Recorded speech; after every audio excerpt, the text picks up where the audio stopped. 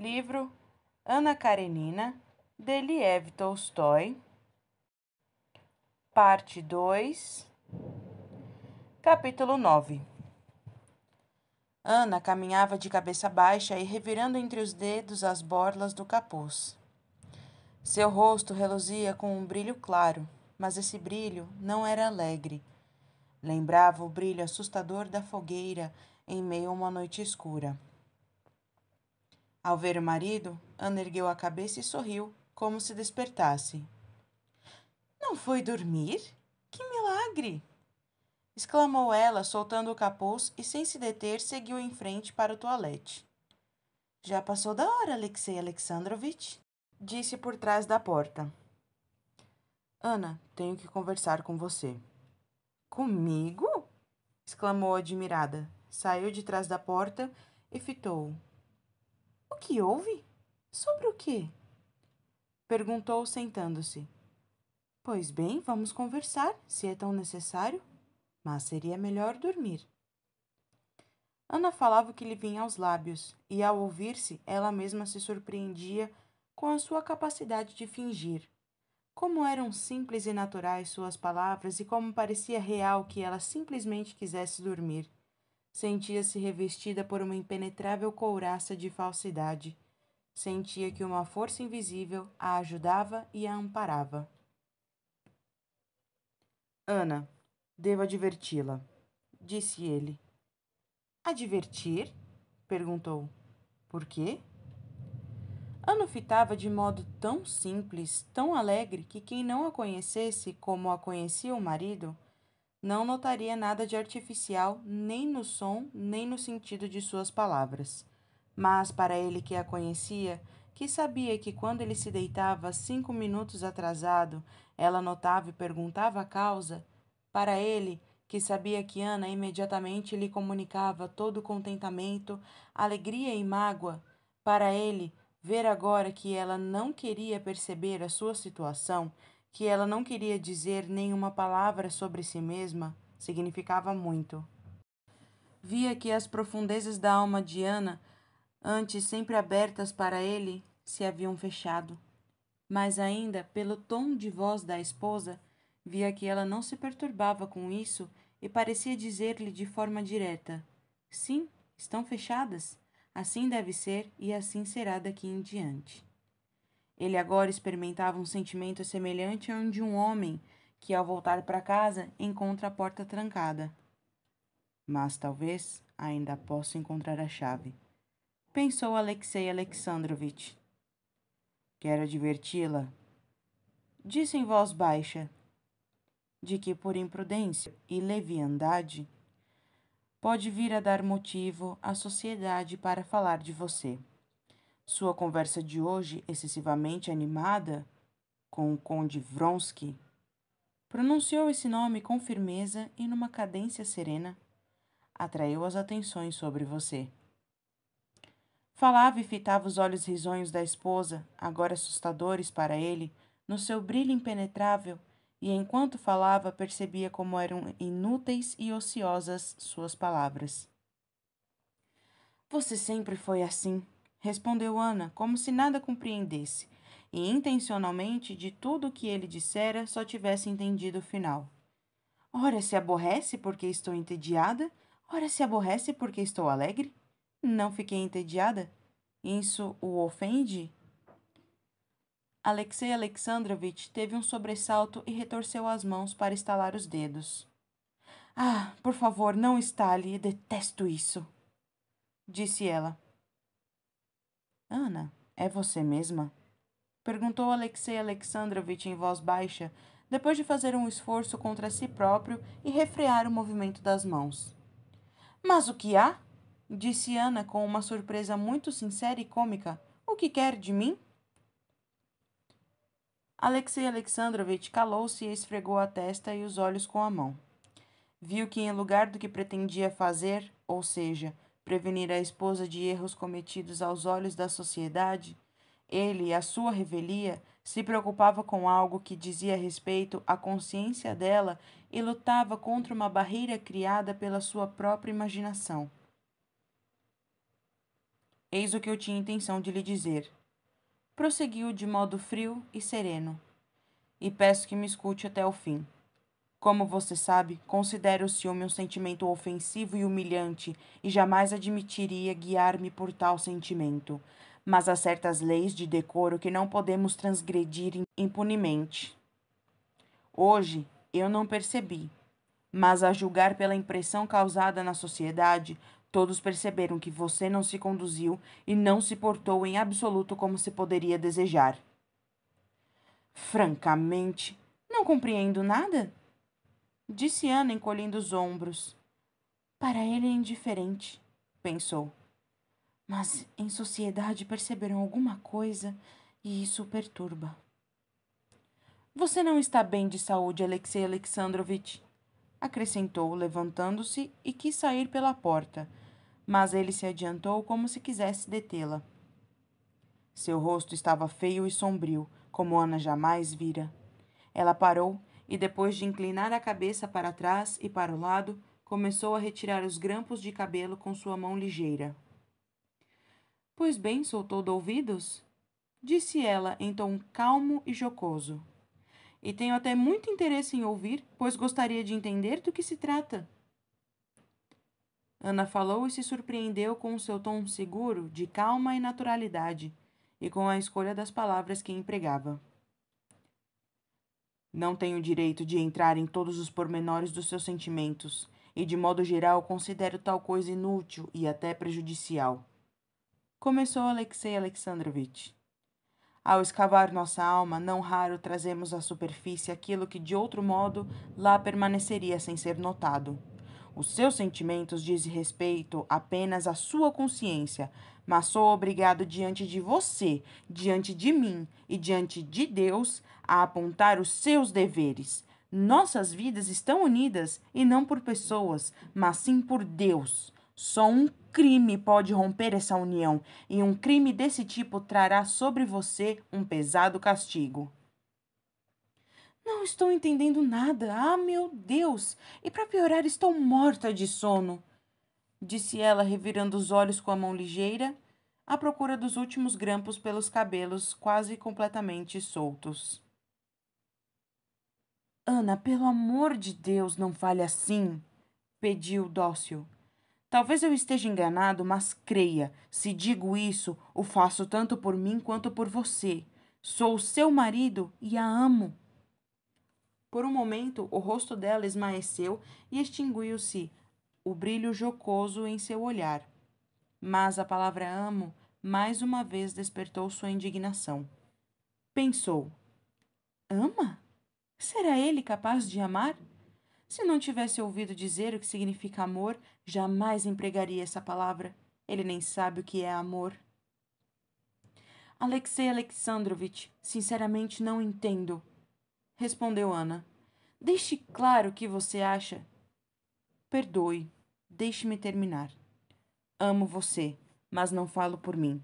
As pessoas mais importantes, no caso, são nosso filho e você mesma. É muito possível, repito, que minhas palavras lhe pareçam infundadas e descabidas. Talvez se devam a um engano de minha parte. Nesse caso, peço que me perdoe. Mas se você mesma sentir que existe para elas um mínimo fundamento, peço-lhe que reflita e que, se o seu coração assim determinar, me conte com franqueza.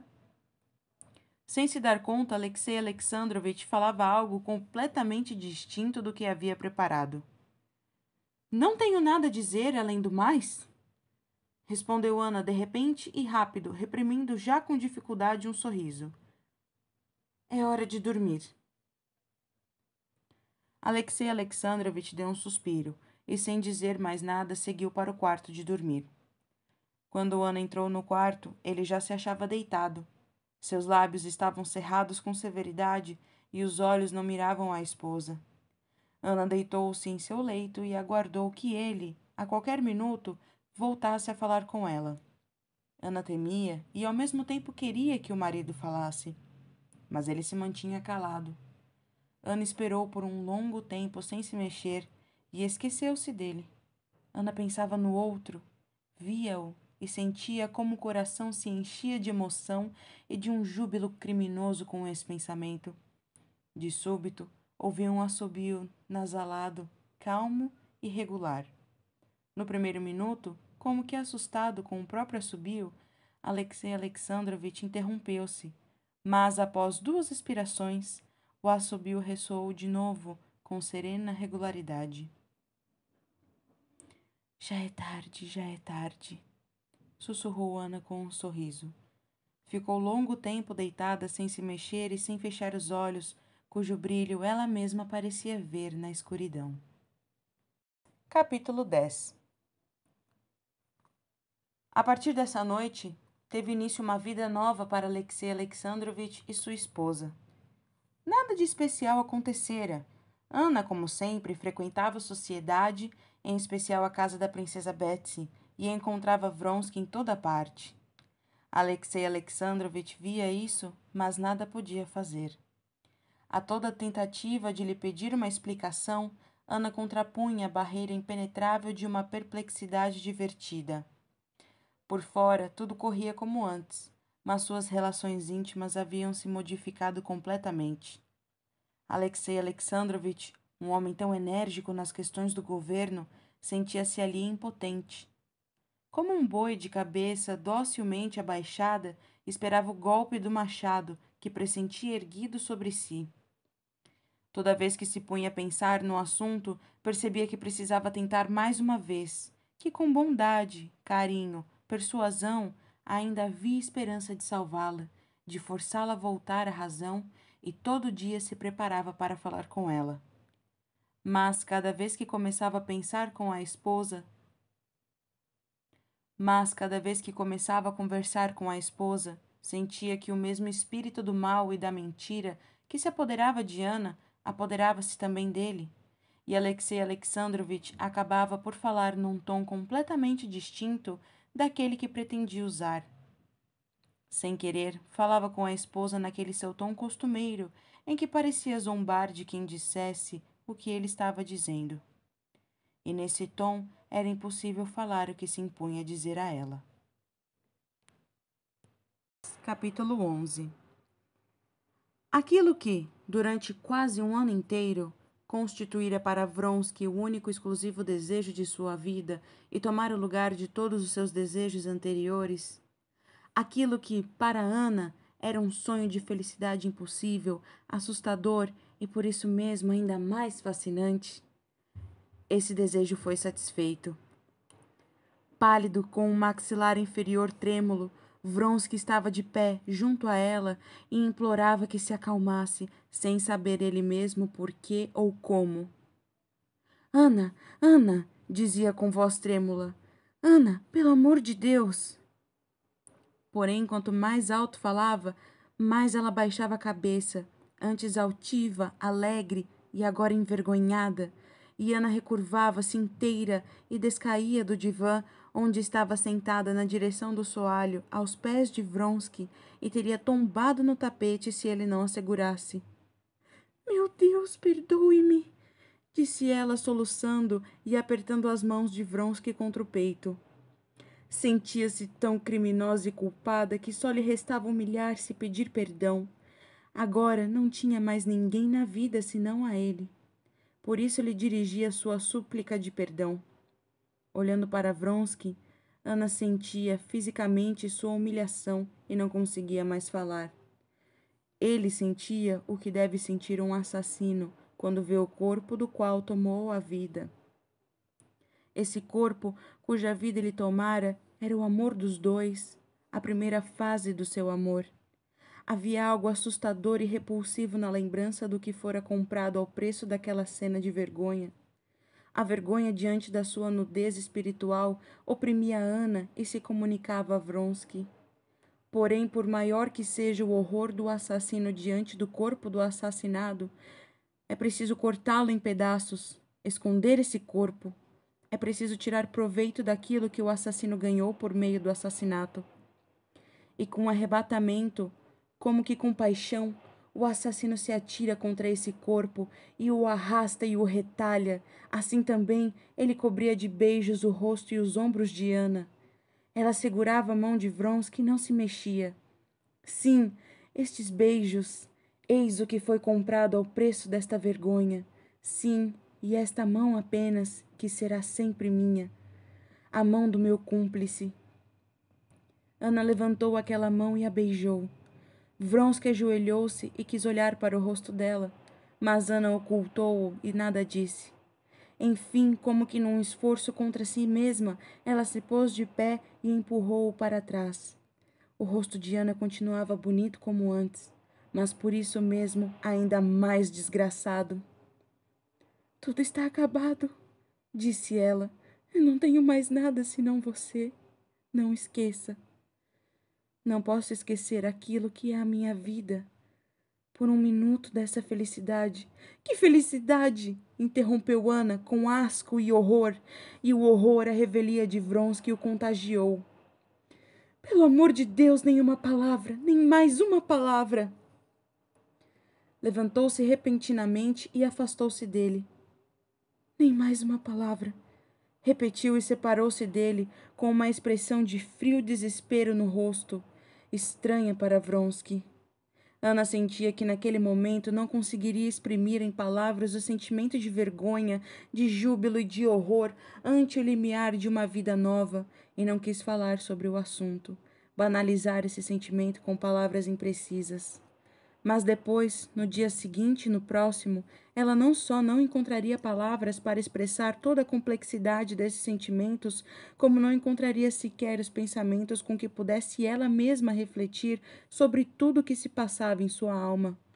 Dizia consigo: não, agora não sou capaz de pensar nisso. Mais tarde, quando estiver calma. Mas essa calma para pensar jamais chegava. Toda vez que pensava sobre o que havia feito, sobre o que seria dela e o que devia fazer, o horror a dominava e ela rechaçava tais pensamentos. Mais tarde, dizia, quando eu estiver mais calma. Em compensação, durante o sono, quando não tinha controle sobre seus pensamentos, sua situação se apresentava a ela em toda a sua hedionda nudez. O mesmo sonho que a visitava quase todas as noites. Sonhava que os dois eram seus maridos, ao mesmo tempo que ambos não poupavam suas carícias com ela. Alexei Alexandrovitch chorava enquanto beijava suas mãos e dizia: como estamos bem agora! E Alexei Vronsky também estava ali e também era seu marido. E Ana, admirada de que antes tal coisa lhe parecesse impossível, explicava a ele, rindo, que assim era muito mais simples e que agora os dois estavam satisfeitos e felizes. Mas esse sonho a oprimia como um pesadelo e Ana acordava com horror.